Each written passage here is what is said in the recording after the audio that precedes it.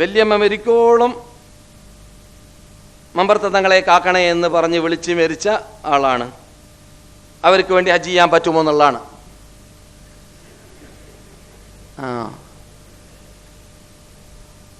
ഈ ചോദ്യത്തിൽ നിന്ന് മനസ്സിലാകുന്നത് വലിയമ്മൻ്റെ അവസാനത്തെ വചനം മമ്പർത്ത തങ്ങളെ കാക്കണേ എന്നായിരുന്നു എന്നാണ്. അങ്ങനെ പറഞ്ഞ് മരിച്ച ആളെ എന്താവും എന്നുള്ളത് ഓരോ മുസ്ലിമിനും അറിയാം. അവസാനം എല്ലാവരുടെയും പുതിയ റസൂല് നമ്മളോട് പ്രാർത്ഥിക്കാൻ വേണ്ടി കൽപ്പിച്ച ചില ഹദീസുകളിൽ അതൊക്കെ എന്താണ്? ലാ ഇലാഹ ഇല്ലല്ലാഹ് എന്നാണ്. ലാ ഇലാഹ ഇല്ലല്ലാഹ് എന്ന അവസാനം പറയാനുള്ള ചാൻസ് കിട്ടിയാൽ അവൻ എന്തായി? സ്വർഗത്തിൽ കടന്നവനായി. അതിന് നേരെ വിപരീതമുള്ളതായ പദം പറഞ്ഞാൽ അവർ പോകുന്ന നാട്ടിലേക്ക് പോകേണ്ടി വരും അവർക്ക്.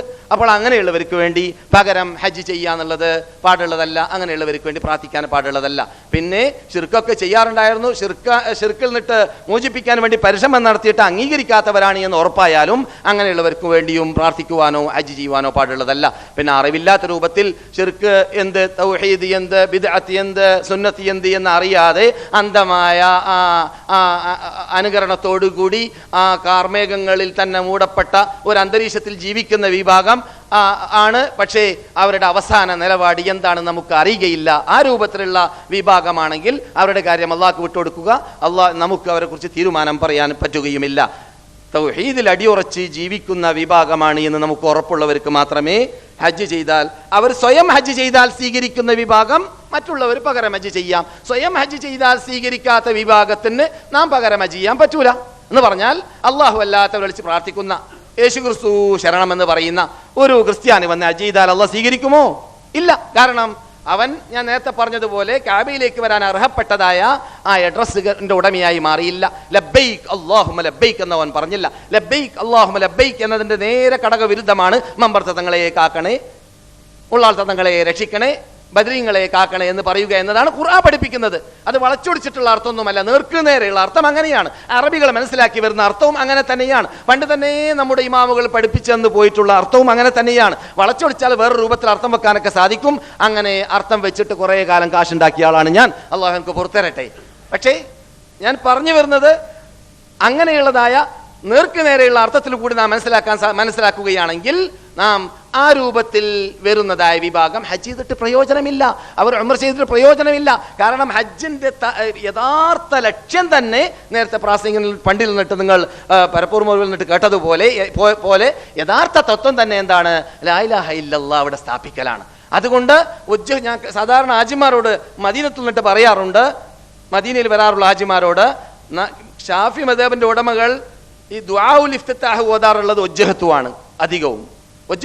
ഒജ്ജഹത്തു അല്ലാതെ ദുആഉൽ ഇഫ്തിതാഹ് വേറെയുമുണ്ട്. അറിയുന്നവർക്ക് അതും ഓതാം. സുന്നത്തായ ഭാഗങ്ങളൊക്കെ ഉപയോഗിച്ച് പ്രാക്ടീസ് ആക്കാൻ നല്ലത് ഹദീസ് കൊണ്ട് അമൽ ചെയ്യലാണ്.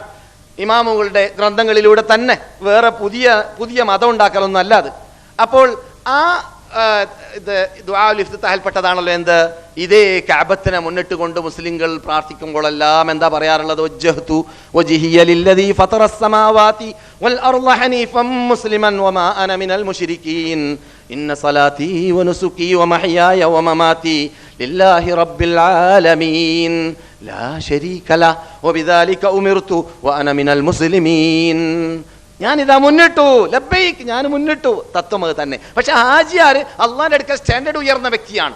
വളരെ ബഹുമാനിക്കപ്പെടേണ്ട, ആദരിക്കപ്പെടേണ്ട, അള്ളാഹ് ബഹുമാനിച്ച് ആദരിച്ച ദിൽഖഅദ, ദിൽഹിജ്ജ, മുഹറം എന്നീ പവിത്രതയുള്ള മാസങ്ങളിൽ വന്നവൻ അവിടെ എത്തുമ്പോൾ വരുന്ന ഭൂമി തന്നെ പവിത്രതയുള്ള ഭൂമി, ഹറം ഹറം ഹറം. അവൻ വന്നു കഴിഞ്ഞാൽ അവൻ അള്ളാഹുവിന്റെ അടുക്കൽ ശ്രേഷ്ഠതയുള്ള അതേ ഹ റാ മീം എന്ന പദങ്ങൾ കൊണ്ട് മുഹരിം മുഹരിം എന്ന് അവനെ വിളിക്കപ്പെടുന്നു. ധരിക്കുന്ന ഡ്രസ്സിന്റെ പേര് വരേക്കും അതേ 3 വേർഡുള്ള ഇഹ്റാം ഇഹ്റാം എന്ന് പറയപ്പെടുന്നു. പവിത്രത കൊണ്ടൊരു ആറാട്ടം എന്ന് പറഞ്ഞാൽ അവൻ പൻസാരക്കുന്നിന്റെ മുകളിൽ തേന്മഴ വർഷതുപോലെ അങ്ങനെ ചുറ്റുപാടുകൾ, അന്തരീക്ഷങ്ങൾ ഉണ്ടാക്കി കൊടുത്തതിന് ശേഷം റബ്ബുൽ ഇസ്സത്ത് ജല്ല ജലാലുഹു അവനോട് പറയുകയാണ്, ഇവിടുന്ന് ഇപ്പൊ സമ്പാദിച്ചിട്ടേ പോകാവുള്ളൂ. ഇവിടുന്ന് മാത്രം, ഈ കാബയാകുന്ന ഫാക്ടറിയുടെ പരിസരത്തിൽ നിന്ന് മാത്രം ലോകത്തിലേക്ക് പ്രചരിപ്പിക്കപ്പെട്ടതായ ഒരു തത്വമുണ്ട്. അത് പേറണം. അത് മുമ്പ് പേറാത്തവനാണെങ്കിൽ പേറണം, പേറിയവനാണെങ്കിൽ അതിനെ പുതുക്കണം. അതിനാണ് ഞാനിവിടെ കൊണ്ടുവന്നത്. അതുകൊണ്ട് നീ എൻ്റെ അടുക്കൽ സ്റ്റാൻഡേർഡ് ഉയർന്നവരായതുകൊണ്ട് സാധാരണ മുസ്ലിങ്ങൾ ലോകത്തിൽ പറയാത്ത ഒരു വേർഡ്, ഒരു ഉള്ളടക്കം, അവർ പറയുന്ന ആ വേർഡിന് വ്യത്യസ്തമായ വേർഡ്, അതേ ഉള്ളടക്കം തന്നെ നീ പറയണം. അതെന്താണ്? വജ്ജഹത്തിന്റെ ഉള്ളടക്കം തന്നെയാണ് ലാ ശരീക ലഹ്. അവിടെ എന്ത് പറയുന്നു? ലാ ശരീക ലഹ് വബിദാലിക ഉമിർതു. അപ്പോൾ ഈ പറഞ്ഞതായ തത്വം യഥാർത്ഥത്തിൽ ആദ്യമായിട്ട് ഞാൻ നേരത്തെ ഓതി വെച്ച ആയത്തിൽ, ഇവിടുത്തെ ചോദ്യത്തിൽ വന്നതായ ആയത്തിൽ കാബത്തിനെ കെട്ടുന്നതിന് മുമ്പ് ലക്ഷ്യം പറഞ്ഞു. കാബത്തിനെ കെട്ടുന്നതിന് മുമ്പ് ലക്ഷ്യം പറഞ്ഞു. അതെന്താണ്? ഇബ്രാഹിമ മക്കാനൽ ബൈതി അല്ലാ തുശ്രിക് ബി ശൈആ. ഇബ്രാഹീമിന് ഇവിടെയാണ് നിങ്ങൾ കാബം കെട്ടിപ്പടുത്തേണ്ടത്, അല്ലെങ്കിൽ പുനരുദ്ധാരണം നടത്തേണ്ടതെന്ന് പറഞ്ഞുകൊണ്ട് ആ സ്ഥലത്തെ കാണിച്ചു കൊടുത്തുകൊണ്ട് കൽപ്പിച്ച രംഗത്തെ മുസ്ലിം ലോകമേ, മുഹമ്മദ് നബിയുടെ ഉമ്മത്തികളെ നിങ്ങൾ സ്മരിക്കേണ്ടതുണ്ട്, ഓർക്കേണ്ടതുണ്ട്, പഠിക്കേണ്ടതുണ്ട്. എന്താണ് അവിടെ പറഞ്ഞത്? അവിടെ എന്തിനാണ് നിങ്ങൾ ഈ കാബം കെട്ടേണ്ടത്, കെട്ടിയ ശേഷം എന്തിനു വിളിക്കേണ്ടത് എന്ന് പറഞ്ഞ് നിങ്ങൾ കേട്ടു. ഈ കാബം എന്തിനു കെട്ടണം? അല്ലാ തുശ്രിക് ബി ശൈആ, ശിർക്ക് നിർമാർജന കേന്ദ്രമാണിത്. എൻ്റെ കൂടെ ആരും എവിടെയും എപ്പോഴും വിളിച്ച് പ്രാർത്ഥിക്കുവാനോ ആരാധിക്കുവാനോ ആർക്കും നേർച്ചയാക്കുവാനോ അറക്കുവാനോ ആരാധനകളുടെ ഏത് ഇനങ്ങൾ സമർപ്പിക്കുവാനോ പാടില്ല. ആ പാടില്ല എന്ന തത്വം ലോകത്തിൽ പ്രചരിപ്പിക്കാനുള്ളതായ ശിർക്ക് നിർമാർജന കേന്ദ്രമാണ് മുസ്ലിം ലോകമേ, മനുഷ്യരാശിയെ ഈ കാബ. അതുകൊണ്ടാണ് ഈ കാബയെ കെട്ടേണ്ടത്. അതിന് വേണ്ടിയാണ് ഇബ്രാഹിമെ നിങ്ങൾ അതാണ് ആദ്യം മനസ്സിലാക്കേണ്ടതെന്ന് ഇബ്രാഹിമിനോട് പറഞ്ഞ ആ തത്വം നാം പേറി നടക്കണം കാബയിലേക്ക് ചെല്ലുമ്പോൾ. അതെന്താണ്? അവിടെ പറഞ്ഞു ലാ അല്ലാ തുശ്രിക് ബി ശൈആ, എൻ്റെ കൂടെ പങ്കു ചേർക്കരുത് ആരെയും. ആചാർ പറയുന്നു ലാ ശരീക ലക ലബ്ബൈക്, നീ പറഞ്ഞ തത്വവും പേറി റബ്ബേ ഞാനിതാ നിന്റെ കാബയിലേക്ക് വന്നിരിക്കുകയാണ്. ലാ ശരീക ലക, നിന്റെ കൂടെ പങ്കുകാരേ ഇല്ല, കൂട്ടുകാരേ ഇല്ല. ഈ തത്വത്തിന് വിപരീതമായിട്ട് അവിടെ ഒരു വിഭാഗം പ്രവർത്തിച്ചിരുന്നു. ആ പ്രവർത്തിച്ച വിഭാഗത്തെക്കുറിച്ച് നമുക്ക് കാണാം 1185 നമ്പർ ഹദീസ് സഹീഹുൽ ബുഖാരിയിൽ, സഹീഹ് മുസ്ലിമിൽ 1185 നമ്പർ ഹദീസിൽ കാണാം. കാബയിലേക്ക് വരുന്നതായ വേളയിൽ അബൂജഹൽ ആജിയാർ, ഉത്ബത്ത് ആജിയാർ, ഷൈബത്ത് ആജിയാർ, അവരൊക്കെ നിങ്ങൾക്ക് പരിചയമുണ്ടല്ലോ. ആജിമാരാണ്, നന്നായിട്ട് കുറെ കൊല്ലം ഹജ്ജ് ചെയ്തിട്ടുണ്ട്. ആ ആജിമാരൊക്കെ ചെല്ലിയ ഒരു തൽബിയത്തിനെ കുറിച്ച് നിങ്ങൾ കേട്ട് പരിചയമുണ്ടായിരിക്കും. ആ തൽബിയത്ത് ഇതിന് നേരെ ഘടകവിരുദ്ധമാണ്. ആ തൽബിയത്തിനോട് മല്ലിട്ട് മത്സരിച്ച് അതിനെ നിർമാർജനം ചെയ്ത് അള്ളാഹ് ഉദ്ദേശിക്കുന്ന തൽബിയത്ത് പറഞ്ഞു വരുന്നവരാണ് സ്വർഗവാസികൾ. ആ തൽബിയത്തിന്റെ ഉള്ളടക്കം എന്താണ്? റബ്ബേ ലബ്ബൈക് അല്ലാഹുമ്മ ലബ്ബൈക് ലബ്ബൈക് ലാ ശരീക ലക ലബ്ബൈക്, നിന്റെ കൂടെ യാതൊരു പങ്കാളികളുമില്ല, ഞാൻ ശിർക്ക് ചെയ്യൂല, നിനക്ക് മാത്രം മറുപടി നൽകി വന്നു എന്ന് പറഞ്ഞ ശേഷം ഇല്ലാ ശരീകൻ ഹുവ ലക തംലികുഹു വമാ മലക. ഞാൻ നേരത്തെ പറഞ്ഞ നമ്പർ ഹദീസ് മുസ്ലിമിൽ പരിശോധിച്ചാൽ കാണാം. റസൂൽ മക്കക്കാരോട് പറയാണ് ഖദീൻ ഖദീൻ ഖദീൻ, മതി മതി മതി, അതിനപ്പുറം പറയണ്ട കൂട്ടരേ. റസൂൽ അറിയാം അതിനപ്പുറം എന്താ അവർ പറയാറുള്ളത്. അതിനപ്പുറം നിങ്ങൾ പറയണ്ടെന്ന് റസൂൽ പറഞ്ഞു നോക്കി, പ്രയോജനം ഉണ്ടായില്ല. എന്താ അതിനപ്പുറം പറഞ്ഞത്? ചില ബിംബങ്ങൾ ഒഴിച്ച്, ചില മഹാത്മാക്കൾ ഒഴിച്ച്, ചില സാലിഹ്യങ്ങൾ ഒഴിച്ച് ഈ കാബത്തിന്റെ അകത്ത് ഞങ്ങൾ നിക്ഷേപിച്ചുകൊണ്ട് അവരെ ഞങ്ങൾ വിളിച്ച് പ്രാർത്ഥിക്കുന്നു, അവർക്ക് നേർച്ചയാക്കുന്നു, അറക്കുന്നു. അവരൊഴിവാക്കാൻ പറ്റൂല റബ്ബേ. പക്ഷെ അവർക്ക് സ്വന്തം കഴിവൊന്നും ഇല്ല കേട്ടാ.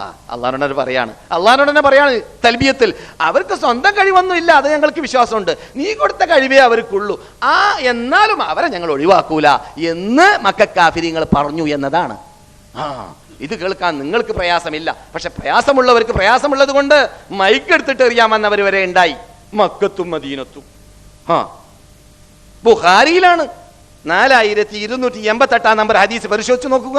സഹീഹ് ബുഖാരിയിൽ കാബത്തിന്റെ അകത്ത് റസൂലുള്ളാഹി സ്വല്ലല്ലാഹു അലൈഹി വസല്ലം റിപ്പബ്ലിക് നടത്തിയപ്പോൾ വില്ലുകൊണ്ട് കുത്തി കുത്തി തകർത്തിയ പ്രതിമകളുടെ കൂട്ടത്തിൽ സഹീഹ് ബുഖാരിയിൽ 4288 നമ്പർ ഹദീസിൽ കാണാം ഇബ്രാഹിം നബി അലൈഹി സ്വലാമിന്റെ, ഇസ്ഹാഖ് നബി അലൈഹി സ്വലാമിന്റെ, ഇസ്മായിൽ നബി അലൈഹി സ്വലാമിന്റെ, മറിയം അലൈഹി സ്വലാമിന്റെ തൊട്ട ഹദീസിലും തൊട്ട നമ്പറിൽ 88, 87 അതുപോലെ തൊട്ട ഹദീസുകളിലൊക്കെ ഇതിന്റെ വിശദീകരണം കാണാം. ഇവരുടെയൊക്കെ പ്രതിമകൾ അവിടെ ഉണ്ടായിരുന്നു എന്ന് മാത്രമല്ല, ഇബ്നു കസീർ റഹ്മത്തുള്ളാഹി അലൈഹിയുടെ നിഹായയും അൽ ബിദായ വൻ നിഹായ പരിശോധിച്ചാലും അവിടെ എന്ന് പറയുന്ന പ്രതിമകളും അവിടെ ഉണ്ടായിരുന്നു.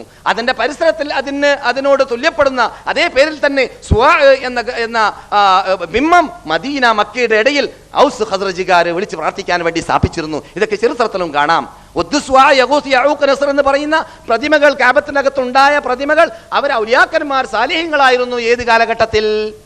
നൂഹ് നബി അലൈഹി സ്വലാമിന്റെ കാലഘട്ടത്തിൽ. ഇതും 4920 നമ്പർ ഹദീസിൽ സഹീഹ് ബുഖാരിയിൽ കാണാം. ഇബ്നു അബ്ബാസ് റിപ്പോർട്ട് ചെയ്യുന്നു. അപ്പോൾ ഇതൊക്കെ നമുക്ക് എന്ത് പഠിപ്പിക്കുന്നു?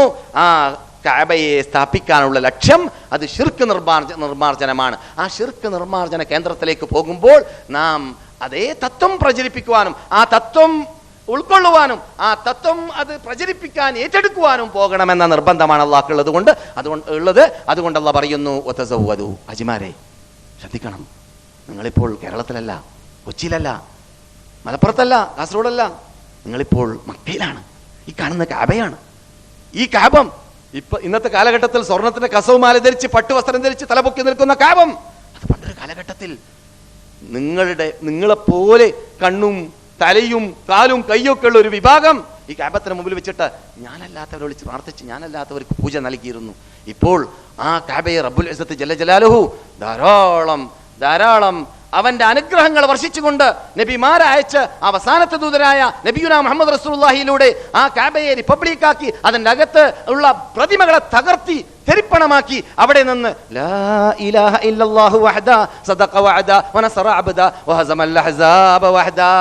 ഈ തത്വം നിങ്ങൾ ഓർക്കണം. റസൂൽ പണ്ട് ക്ലിയറിങ് നടത്തിയതായ കഅബ ക്ലിയർ ആക്കിയതായ തത്വമുണ്ടല്ലോ, ആ ദിവസത്തെ നിങ്ങൾ സ്മരിക്കണം, ഓർക്കണം, അത് ഉൾക്കൊണ്ടു പോകണമെന്ന് പറഞ്ഞു വിട്ടില്ല, മറിച്ച് അത് പറയാൻ നിങ്ങളോട് കൽപ്പിച്ചു. നിങ്ങൾ സഫയുടെ മീതെ കയറിയിട്ട് സഫയുടെ ഭാഗത്തിലേക്കൊന്ന് നോക്കണം, എന്നിട്ടൊരു പ്രാർത്ഥന നടത്തണം റസൂൽ കാട്ടിയതുപോലെ. എന്നിട്ട് ലാ ഇലാഹ ഇല്ലല്ലാഹു വഹദ സദഖ വഅദ വനസറ അബ്ദ വഹസമൽ അഹ്സാബ വഹദ.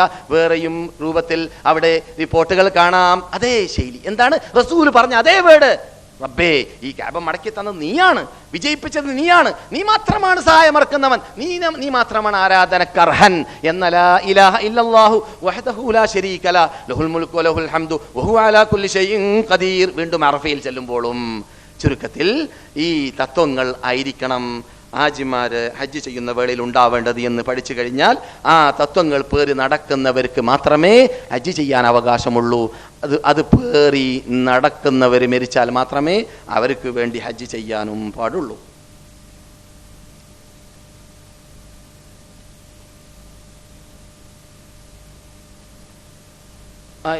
ഈ ചോദ്യത്തിന് മറുപടി പറഞ്ഞു കഴിഞ്ഞു.